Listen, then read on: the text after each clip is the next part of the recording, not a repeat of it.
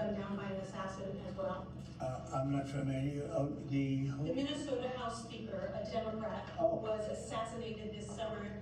Well, if the governor had asked me to do that, I would have done that. But the governor of Minnesota didn't ask me. I didn't. I wouldn't have thought of that. You didn't even But call I the would have, governor. if somebody had asked me. People make requests for the lowering of flag, and oftentimes you have to say no because it would be a lot of lowering. The flag would never be up. Had the governor of Minnesota asked me to do that, I would have done that gladly. Trump says if Governor Walz had asked him to lower the flags after Melissa Mark-Hortman's murder, that he would have. But back in July, when I asked the president on Air Force One if he planned to call the governor, he told me he thought it would be a waste of time. Mm-hmm.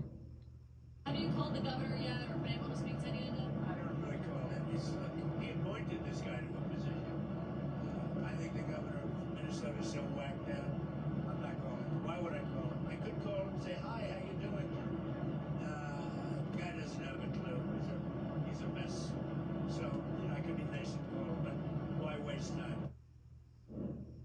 Joining me tonight is Democratic Senator Tina Smith of Minnesota. And Senator, thank you for being here. What did you make there of the president's response to that question? I'm just sort of blown away by the callousness of his response. And, I'm thinking in this moment about what we need is a universal condemnation of political violence, that condemnation should transcend politics. And yet the president of the United States, I don't know whether he's just clueless or whether he was pretending that he didn't remember who Melissa Hortman was and then trying to deflect blame, is exactly what we do not need in this moment. And this is a moment when the president is actively trying to gin up fear by spreading disinformation and his opinions when he really has no idea what is behind this tragic killing of Charlie Kirk. Do you think if Governor Walz had called that he would have lowered the flags?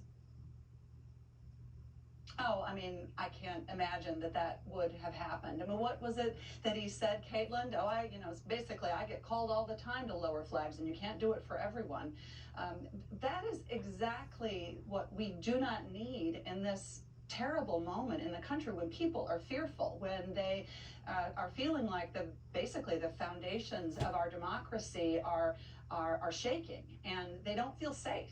And no, I think it's outrageous to suggest that all he needed was a call from Governor Walz that he would have done the right thing. I think that's ridiculous. What would you like